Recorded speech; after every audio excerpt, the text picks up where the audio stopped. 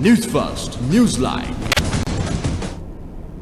Hello there, a very good evening and welcome to another edition of NEWSLINE. We're just a few hours away from Christmas Eve, and of course to all those who have tuned in to NEWSLINE tonight on this very special day, I would like to start off the program by wishing you a very, very happy Christmas.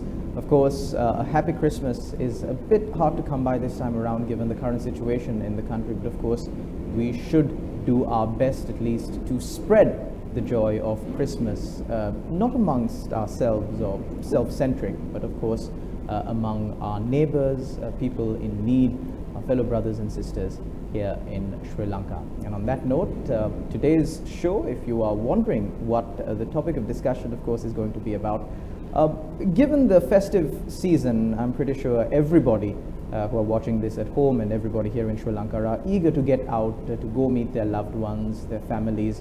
Of course, the authorities have advised against this, given the current COVID-19 pandemic in Sri Lanka. To discuss matters on how we should conduct ourselves this festive season and of course in the coming new year, we have with us today Dr. Deshani Herath. She is the Registrar of Community Medicine at the Health Promotion Bureau of the Ministry of Health. A very good evening, Doctor, and welcome to the show. Good evening.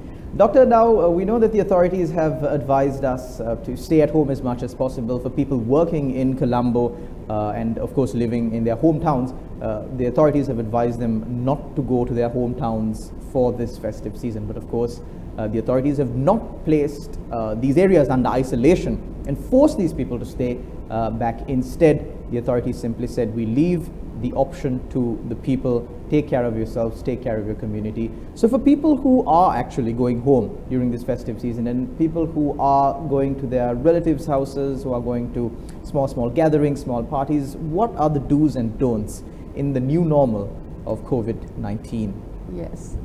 Okay. So what I can say as a start off, right? Because in a couple of hours we are going to celebrate one of the religious and cultural ceremony for Christian community. So I make this opportunity just to wish all the community Christians who are just celebrating the Christmas a Merry Christmas, and of course going to have a very happy and a Merry Christmas with the healthy Christmas, hopefully by 2021.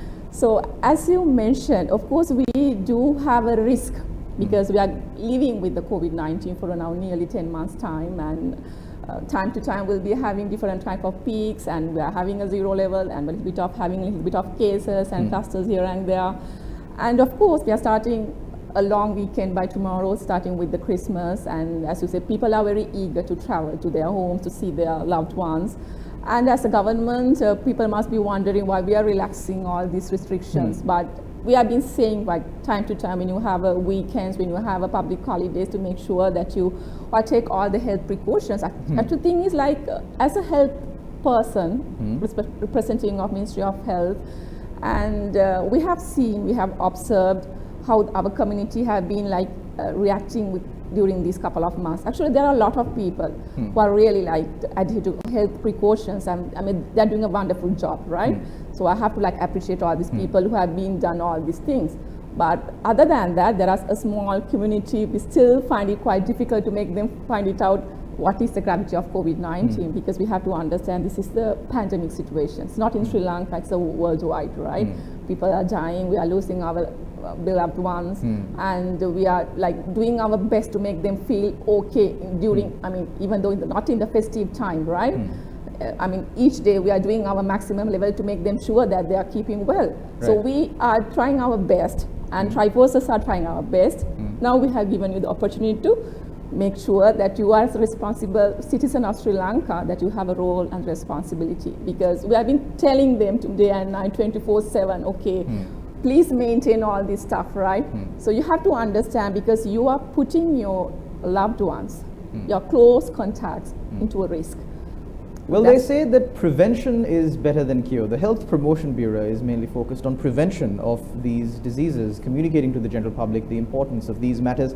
But doctor, speaking from the ground level, as a member of the general public, I would say that certain sections of the society have lost faith in preventive measures. They are of the opinion that, well, there are so many cases in the country. This is beyond preventive measures now. All we can do is, pray to our good luck and hope we don't get it. But preventive measures are really not an option. Is this true? Because I do have, we as a health team have a different perception of these. I don't know, the community must be having a different perception. That is the reality of the community, right? People have different views regarding the process. And the truth behind this prevention is like, nobody wants to get ill, right? Yes. It doesn't matter whether festive season or not. It doesn't matter which age. It doesn't matter which social strata you are just representing. Everybody wants to live happily, right, without any illness. So the preventive is the first role in COVID-19 because people are. I do believe people are still trying to find out easy way out for each and every task, right? If you can easily, we are keeping on telling them, right? If you just go to the shopping, making sure that you maintain the distance.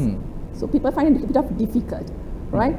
If you just go outside, making sure that you wash your hands properly, and some find it quite difficult. Even like if you have a water and soap nearby, we're always trying to see hand sanitize rather than just waiting washing their hands, right? So we are always trying to find the easy way out. But you have to understand how this disease is spreading in the community. So this is a droplet disease. So that's why we are keep on saying you have to wear the mask properly because time to time we have seen even in the TVs, in the media channels, how people are reacting with the mask. They are just wearing in a different places of your face, right? You can't do like face mask, can be chin mask or a neck mask, right? So you have to that's why there's a rational thing of wearing the mask properly. So you have to prevent the droplets coming out if you are infected with COVID-19. So that is one of the preventive measures because the majority of the people who are having COVID-19 positive, they does not show any symptoms. Right? So probably whoever mingle with us, probably they might carry the infections, right? But we just don't know. We don't know. That is the risk of this disease. Right? It doesn't mean that just because you are positive, that you are having all the symptoms. That is the first error we are finding among our community perception. They think if you are diseased, you have to have some kind of symptoms. Without disease, without symptoms, you feel like you are totally fine. Well, doctor, there was this big question as to if lockdown or isolation measures will be used during the festive season to prevent the movement of people. Lieutenant General Sharlan Silva came forward and said that no, we are not planning on doing this, but we do request the people to exercise caution when they do go out. Now, I haven't been moving out and about of my house too much, just to work and back home.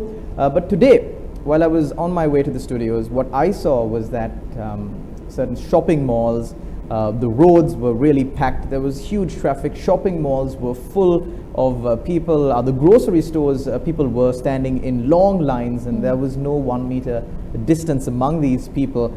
So my question to you really is, Doctor, is the Health Promotion Bureau and the authorities expecting a massive spike in cases as a result of not imposing isolation measures and lockdown measures across the island during this festive season? Okay, we can't give any predictions regarding what's going to happen in next couple of days or weeks, right? So it depends.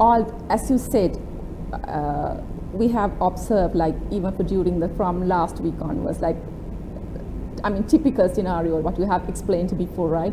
People are having a long queues in the shopping malls and still forgetting about some of the health precautions, right? People were neck to neck in shopping malls. Yes, we have pointed out and said, okay, please maintain your distance, right? Because we have to keep on reminding. So that's what I'm saying, the social responsibility. The people are forgetting that part. Back to your question, whether we are expecting any spike, what we can say at the moment is COVID-19 is just, we are still studying the behavior of this virus. We don't have a definitive treatment at the moment, right? So we are still studying and still evaluating how we are going to get out from this virus. We never know for how long we are going to live with COVID-19, right? For another couple of years, probably, we never know, the decades, who knows, right? So what we have to do is we have to live with this virus. We have to have a normal life, right?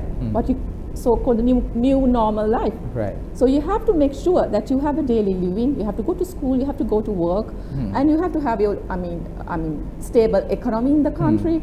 So you just can't stop everything and stay inside and close your doors and windows and stay inside of saying that, okay, you have COVID-19 in the community, you can't just move.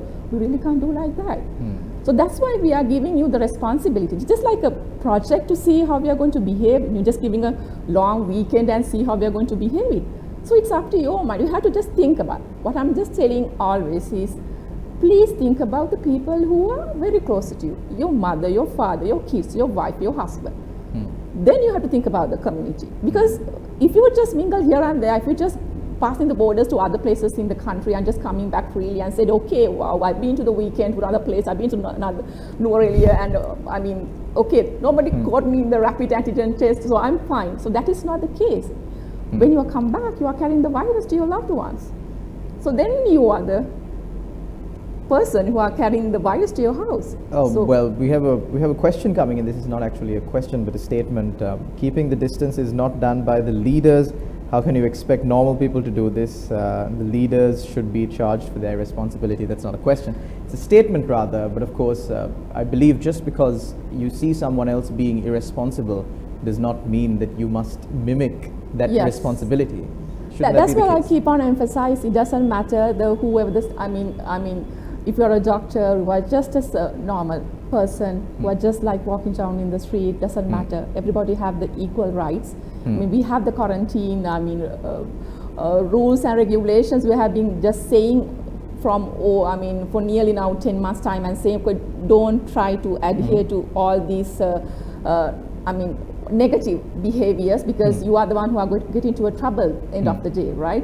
So there's no any kind of any social strata because if you are in a rich or poor, if you are in a president of this country, if you're in president of USA, everybody have the equal chance to get this infection. Doctor, just to follow on that statement that was made, people do believe this. They see, they look at the TV and they say, well, if our leaders don't wear masks, why should we wear? Why are we charged?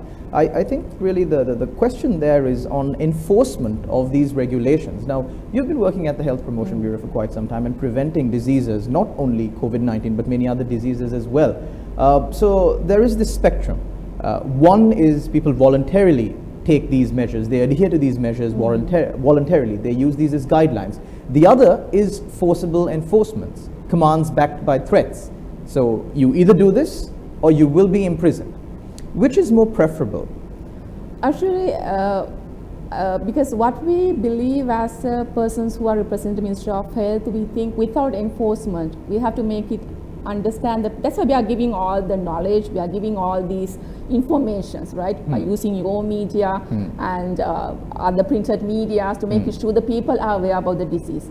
If we don't know the facts, if we don't know the true facts about the disease and how it behaves, people really doesn't understand the gravity of the disease, right?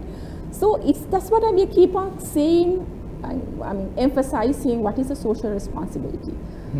By giving rules and regulations, like if you are going to be fined, if you are not adhere to these health precautions, you are going to be in prison for another couple of months. That is not the option, I do believe, because we are all adults, we are responsible citizens in Sri Lanka, and we do have a culture, right? Because I think compared to other cultures in the Asian countries, Sri Lanka, we still do but still it's a bit of scare to the rules and regulations, right? Because when it's come to law enforcement, I think we are not that extended level to just put a law enforcement and saying that if you're not going to do this thing, you're going to be in prison for another couple of months. It all depends on how you see this disease, right? Right. Well, of course, there is hope in the coming years with a vaccine being announced for this. We have also a number of indigenous medicines that are being developed for this COVID-19 pandemic here in Sri Lanka. What can we really hope in the new year? We will discuss that and more after this short commercial break. Don't go anywhere. You're watching NEWSLINE.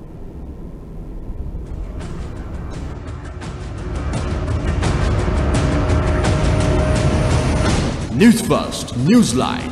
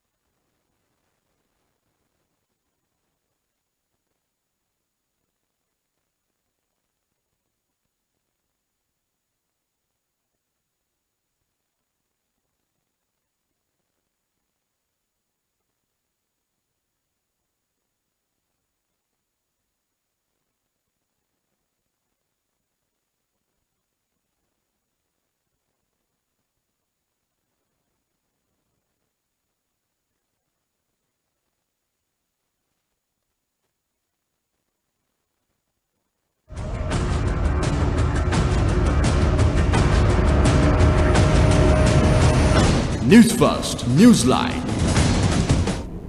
Hello there, welcome back. You're watching Newsline. Before the break, we promised to discuss the situation regarding the vaccines that have been introduced. When will Sri Lanka be getting a vaccine? Will it be a foreign vaccine? Will it be an indigenous one? Doctor, my first questions first. The people have a lot of hope about this vaccine, and that's kind of what keeps them going into the year 2021. As far as the process of getting down this vaccine and vaccinating the people, how long will it take and how effective do you think it will be in combating this global pandemic? Okay, so we have to understand that now at the moment, I mean, in Europe countries, they have like developing different kind of vaccines, right? Mainly USA, China, UK. So like, actually I think our Ministry of Health and the high authorities are still under, discussion on how to get down the vaccines. Because we have to make it like, since nobody knows a definite treatment, right? So only option at the moment is the vaccine to combat the COVID-19. Right. So getting down the vaccine won't be a problem. I hope so by 2021 will be probably we might get the chance to get vaccinated. But the problem is like probably the community, the people must be start thinking just because you are having the vaccine, right? So everything going to be fine. So that is the myth that you have to make sure it's not going to like spreading in the community. Just because you are having a vaccine doesn't mean that COVID-19 won't be like coming back to you, right? The reinfections. The herd immunity, because there are so-called herd immunity like in the community, because we don't want to vaccine majority of the, how much we have to vaccinate to have the level of immunity. How many people do we really have to vaccinate? That's the thing. We are studying. We're still studying that process, like because we I think in the USA and the people who are invented all these vaccines are still in the process of studying it for how long this vaccine is going to be last to have the appropriate level of immunity level in a human body. So it's just in a level of studying all this stuff. So in that process, hopefully we'll be getting the chance to have the vaccination by 2021. So we have to like have an open mind about that thing.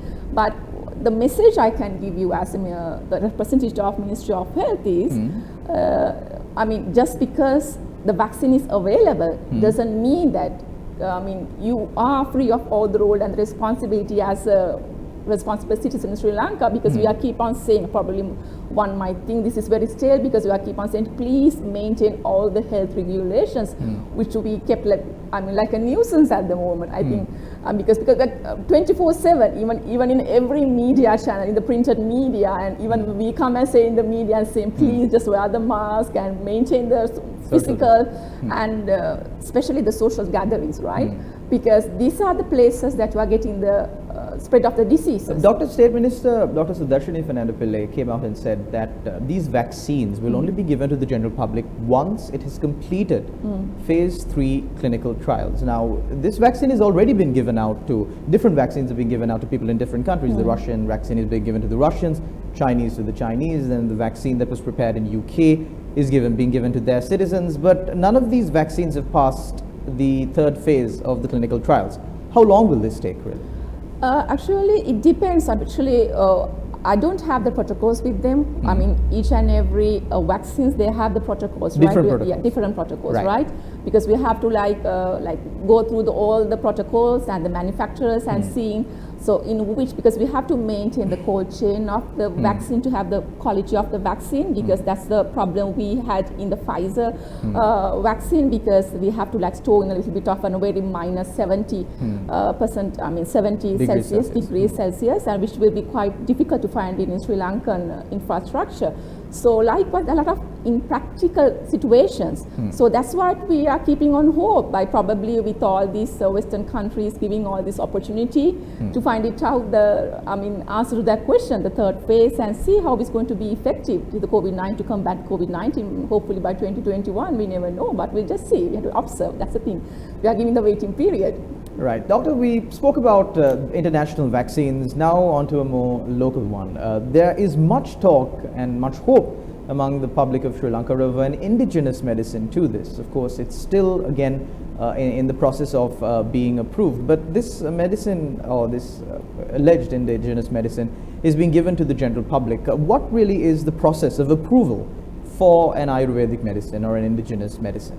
Yes, usually there's a ethical clearance process. If you are doing, I mean, it doesn't matter whether Ayurvedic or if it's a Western medicine, there's a process because we are just, at the end of the day, we are going to administer that vaccine or the oral medicine or whatever that we are going to give on behalf of the good faith of the people health, right? So it doesn't have to be any repercussions end of the day. So whatever the medicine that you have invented should have a positive impact rather than having a negative impact, and it should be a very ethical way of giving it. There could be any harm to the life of the people who are consuming that drug. Right. So that's why we are giving because we do have a board, we do have a council, we have a process of accepting these kind of medicines. So there's a long process. So we have expertise in that area. So they have to go through it, and we have to just give that.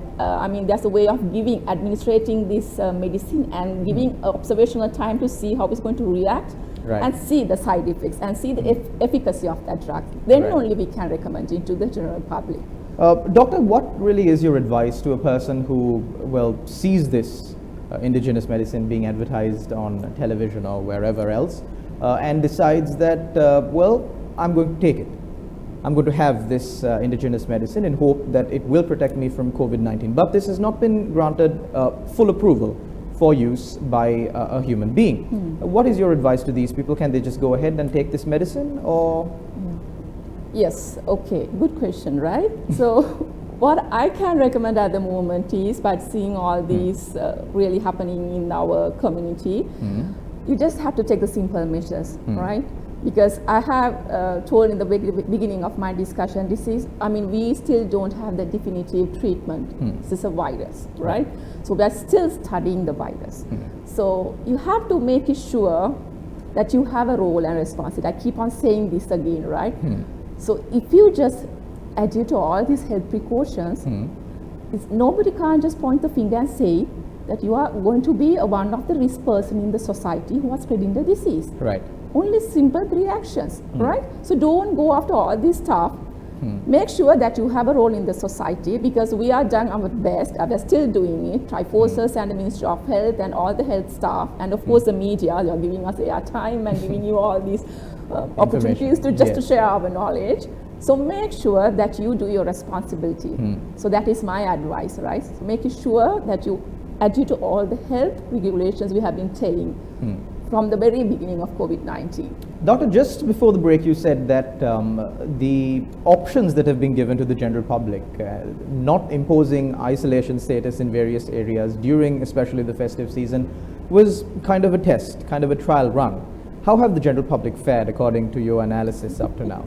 It's just like a pilot for you to just see that you are having more than 2 days of, long weekend is coming up, and you are trying to move to other places, you are rushing to see your loved ones, and still I think we are still forgetting about what we have been telling, right? So I think you have to understand, because the gravity of COVID-19 is still there, you have to live with.